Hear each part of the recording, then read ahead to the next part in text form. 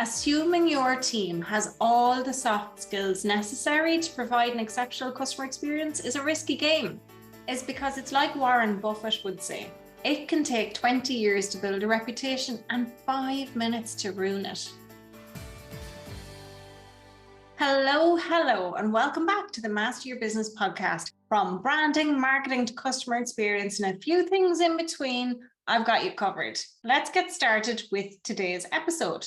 I'm talking about a crucial aspect of your business that can make or break your reputation, customer experience. I'm going to explain the importance of training your team to develop essential soft skills in this digital age that we're in, and why making assumptions about their abilities could be a costly mistake.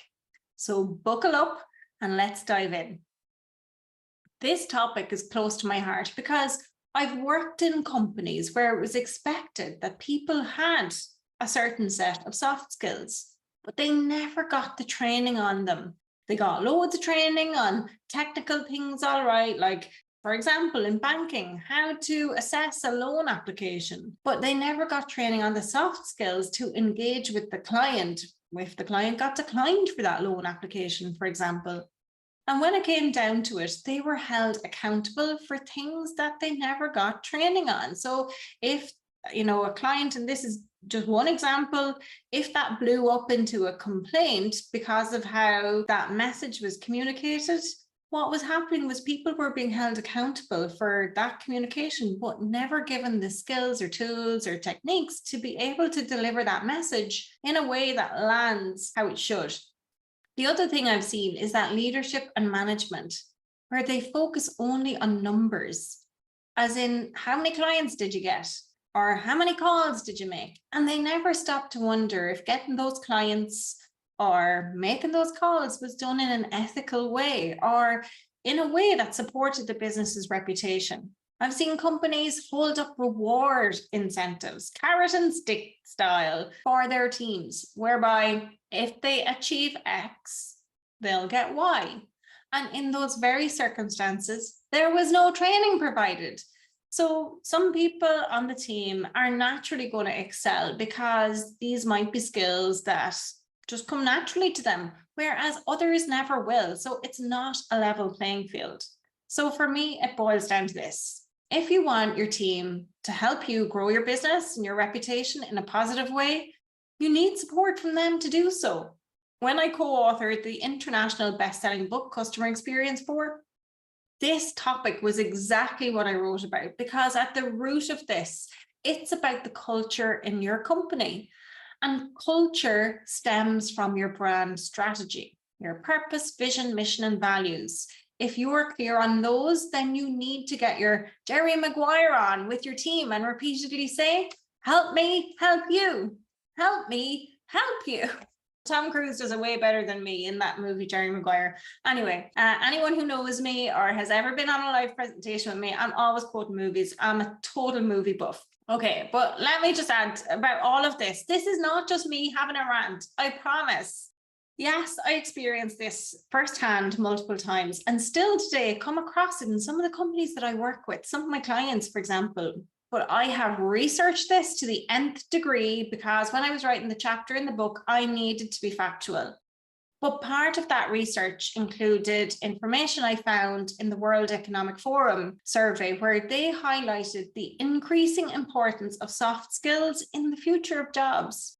As we continue to embrace digital technology, AI, and the rise of the machines, things like, ChatGPT, the ability to communicate effectively as human to human, to show empathy, and to think critically becomes even more important for success. But here's the catch. Not everyone is raised with these skills. Some people may lack the basic manners and common courtesy that are often taken for granted. And that's where you come in as a business owner. Assuming your team has all the soft skills necessary to provide an exceptional customer experience is a risky game. It really is. You know what they say about assumptions too, right? But one of the reasons this is so important to me and why I feel like I need to share it with you is because it's like Warren Buffett would say, It can take 20 years to build a reputation and 5 minutes to ruin it. So let's explore some practical and actionable tips and tricks to help you get your team into shape and create an outstanding customer experience. Okay, tip number 1, assess your team's current skill set. Before diving into training, take some time to evaluate your team's current abilities. This will help you identify any gaps in their soft skills and pinpoint the areas that need improvement. You can use surveys, you could have a one-on-one meeting, or even role-playing exercise to better understand what your team's strengths are and which areas require development. It's a little bit like, if you ever go out for lunch with somebody and some people will tip and others won't, or maybe not tip so much. Or some people, they don't say please and thank you to the waiting staff. Like, that says a lot, right? And those are little things that you can be mindful of, because maybe they don't do that with your customers either. And how does that make your customers feel? Because sometimes what gets noticed are the things that are not said. Make sense? Okay, tip number 2, create a comprehensive training program. So now that you've recognized what type of training your team needs and the type of help that's required, you can develop a tailored training program to address those areas. I recommend incorporating a mix of hands-on activities, workshops, and online resources to cover topics like communication, empathy, problem solving, and more. Aim to make the program as engaging and interactive as possible, so your people have the opportunity to practice in real-world scenarios. Tip number 3, encourage a culture of continuous learning. Soft skills development shouldn't be a one-time event. Encourage your team to keep growing and refining their abilities by providing ongoing learning opportunities. This could include regular workshops, again, access to online courses, or even bringing in guest speakers to share their expertise. And I think a huge part of continuous learning is being open to giving and receiving regular feedback. Coaching is a fantastic way to encourage that. Coaching enables you to schedule regular one-on-one meetings to discuss the team or the individual's performance. And, it's not just about smacking them on the wrists if they didn't do something right. It's about celebrating their successes and addressing any areas that need improvement. A coaching culture in the workplace is becoming more and more common, especially since the pandemic. And it doesn't matter whether you have a team of 1 or a team of 100 or 1,000, coaching helps in so many ways. And if that's something you're open to, I recommend checking out the Association for Coaching. They have various coaching memberships and accreditations available for companies and your people within your company. The advantage of doing that is that if people become accredited as a coach, what can happen is then they have to maintain continuous professional development and stay at a level that applies to particular competencies and ethics, which can only serve your business in good stead. What's super about this is that every team member can adopt a coach approach. It doesn't have to be just you, the business owner, or managers or supervisors that you have on the team. And when you view everyone on your team as a leader, because they're leading, that conversation with the client, they are leading their department, or they're leading themselves to take action and be accountable. Everyone is a leader, whether we think they are or not. And sometimes, we might see a C-suite executive and think that they're a leader, but you can be a leader at the kitchen table at home. You can be a leader if you're a football coach for your kids' soccer team or whatever it is, right?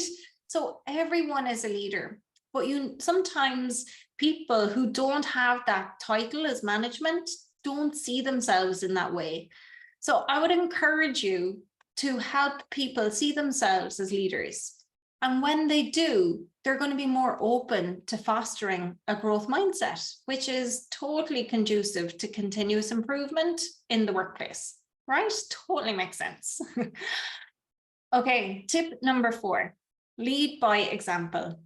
I just can't stress this one enough, because as a business owner, it's essential to model the behavior that you want to see in your team. Demonstrate excellent communication, empathy, and problem-solving skills in your own interactions with both customers and employees. I see this with my kids, for example. My eldest daughter is driving, and some of the things that she does whilst driving, she's like, well, you do that, Mom. You do that, Dad. I'm like, okay, she's learned by example. Most bad behaviors, some of my bad driving habits, yes, are learned by example.